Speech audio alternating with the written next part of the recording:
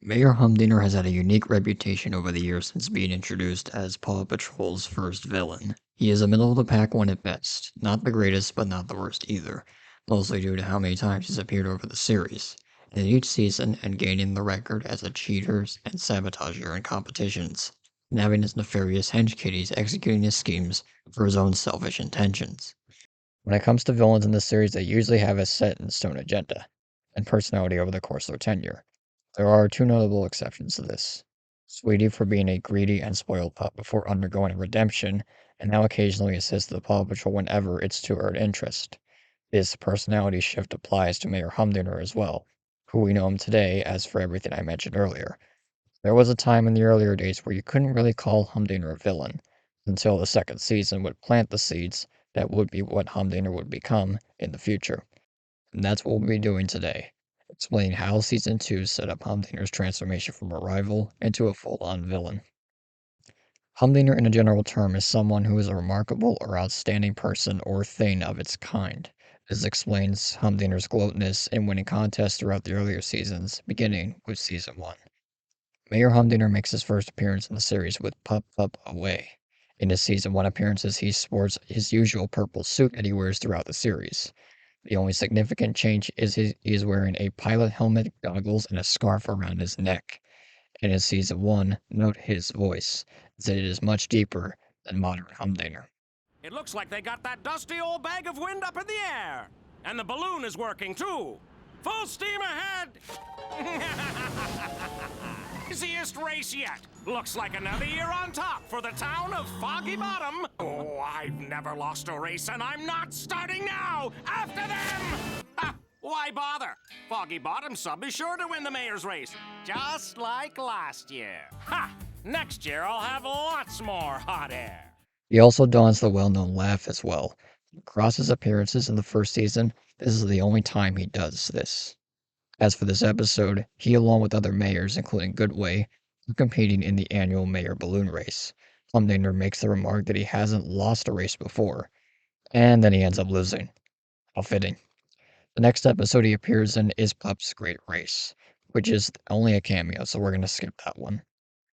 Pup's Take the Cake is the final Season 1 episode Humdinger appears in.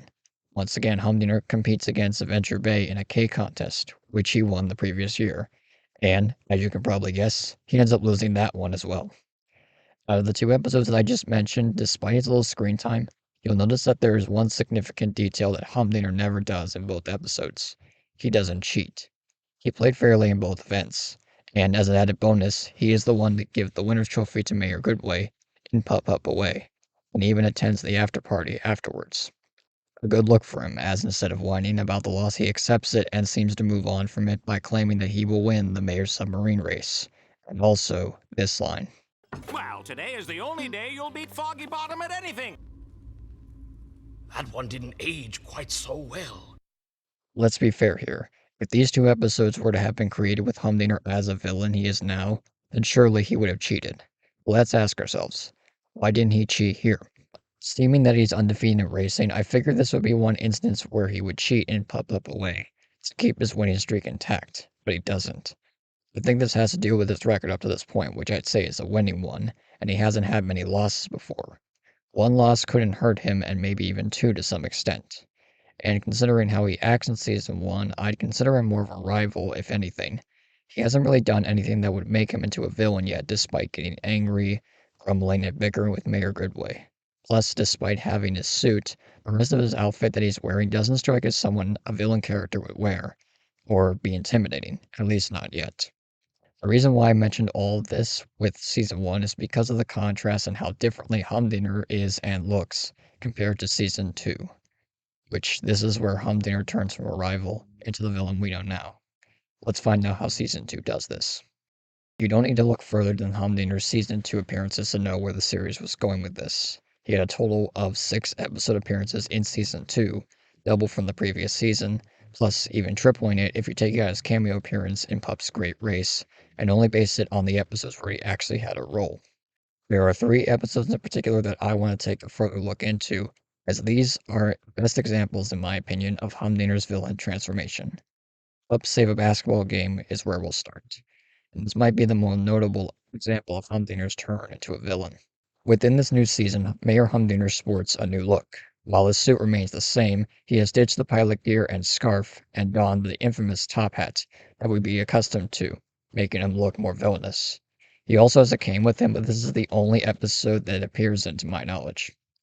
In this episode, while playing basketball, Marshall crashes into Humdinger, in which he states this. Yes, well, if your pups need lessons, my undefeated Foggy Bottom basketball team would be happy to help. Note Marshall's face when Humdinger puts the emphasis on lessons and looks down upon him. This pup has already had enough with clumsiness and everything, and Humdinger isn't making this any better, now throwing shade towards one of the pups. If you didn't like him with this, then you most certainly won't like him later on. Humdinger then goes on about his undefeated basketball team, which Goodway takes bait and challenges him to a basketball game. Now, if you'll excuse me, my boomers need to prepare for this laughable long shot. Now take note of that laugh. It appears much more maniacal than the one he had in Season 1. Plus, it makes more sense when it's used in a basketball game for what he'd do later on. As you'll see beginning with Season 2, he'll be laughing, chuckling, and snickering a lot more here and throughout the series going forward. Back to the game, it's pretty even at the moment. Up to this point, Mayor Humdinger has lost twice to Adventure Base so far. He hadn't lost a race before and lost a balloon race, strike 1. Won the previous year's cake contest. The next year he loses, strike 2. And now here he is on the cusp of losing yet another undefeated streak with his basketball team. Losing once is tolerable. Twice might rile you up, but 3 times may step you over the edge.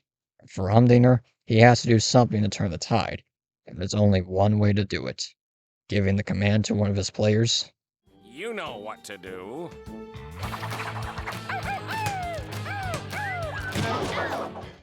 He cheats. While it wasn't done by Humdinger itself, he gave the order to take down Zuma and Rocky, and this one act signifies Humdinger's transformation from rival to villain. And from now on, he's going to do whatever it takes to win, by playing dirty, taking down his competition, even if it means injuring others, including the pups, and it wouldn't be the last time he pulled this off. For this action, the gods bestow Humdinger another loss, his 3rd in a row, and another undefeated streak broken. Even with cheating, he still couldn't win. They never prosper, as the saying goes. With this, Humdinger needs a new scheme, one to combat the ever-growing annoyance of the mutts that continue to thwart his plans. And with this, it would just send him further down the villain path. Welcome to the introduction of the Catastrophe Crew, beginning with Pups the Mischievous Kittens. Once again, it's another contest-based ep, Foggy Bottom vs. Adventure Bay for the tidiest town, which, as you can guess, Foggy Bottom won previously. The pattern is all too familiar at this point. Seeing how Humdinger's lost 3 in a row now, it seemed assured that Humdinger wasn't going to let this slip away again, so he's going all out with the cheating, and introducing a new crew, a mischievous one at that. One that would assist in his nefarious schemes but also rival the Paw Patrol, and give them a hard time in every way. The Catastrophe Crew would be introduced, and would become a prominent occurrence into the future, and this was the start of that. Instead of trying to win fairly, or for at least a moment, they go into sabotage mode right at the get-go, attempting to make Adventure Bay as inferior as possible. Again, continuing to establish the whatever takes to win personality. This was a new level for Humdinger, even trying to take over the water tower and saturate the town. Luckily, he is stopped as the Paw Patrol in Adventure Bay would win once again. For his trouble, he is given his first punishment in the series. Not the last he will receive, but not the worst one he get either. The cheating and contest losses would continue for Humdinger. His kittens would continue to partake in the sabotaging over the years, and contests would become less of an occurrence between the two towns in the future. Soon the passion for winning would be thrust out, as Humdinger's own selfishness would begin to take hold, starting with Pup Foo. This episode being notable as again establishing his selfishness for stealing the scroll for himself, but also for showing off Humdinger's town of Foggy Bottom for the first time, the town giving the ominous and mysterious feel of what's really behind all that fog, and showing the nature of Humdinger's antics and villainous intentions. This ep also introduced Humdinger's lair, again showing his villainous descent. He has a monitor showing that he can observe whatever is going on in Adventure Bay, even with the Paw Patrol and planning his next schemes. Also, with this ep, it seems Humdinger's voice is starting to lose the deepness it had in the previous episodes and go for a more higher pitched approach.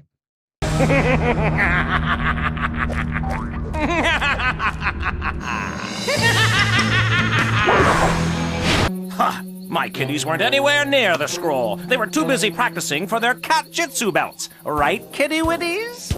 You'll have to keep looking. Don't waste your time here. You'll never ever find that scroll in Foggy Bottom. While these 3 episodes would define most of his personality and characteristics, later ones would be added, such as wearing disguises and refusing to be rescued. Though there are times where he attends adventure-based festivities without having the intention to do any harm to the town or stealing anything for his own selfish needs. Though this nice side of him doesn't happen often. Pup's Friendship Day is the best example of this, as he claims he'll try to be more nice in the future. If this were a series finale, then this would be a good episode to close out Humdinger, seeming to turn over a new leaf. But as we know, this wouldn't last long, as a few episodes later he'd go right back to his selfish attempts. Season 3 would continue to ramp up the amount of episode appearances Humdinger would have, jumping to 9 in that season, and from here on, the appearances would keep adding up. Humdinger's villain transformation is defined by loss after loss after loss, but when it became too much, he decided to play dirty to win, even willing to cause injury if needed. A hard contrast considering who he was in Season 1, someone who played fairly and even accepted defeat when beaten. He could have cheated in the situations, but he didn't. His catastrophe crew being introduced showed he was willing to do anything to compete with the Paw Patrol, from donning similar outfits from the pups and gear, plus having them be kittens in general, since cats hate dogs. And finally letting his own selfishness get the best of him, where he steals anything just for his own endeavors, and the introduction of his own evil lair just to add on to it. Season 2 certainly had an impact on Humdinger's character overall. With that all said, I want to ask you, what moment from the series solidified Humdinger as a villain for you? It can be from any episode/season in the series. And do you prefer Humdinger in Season 1 or the one we have now from Season 2 onward? With that said, thank you all for watching. I'll see y'all again in the next vid.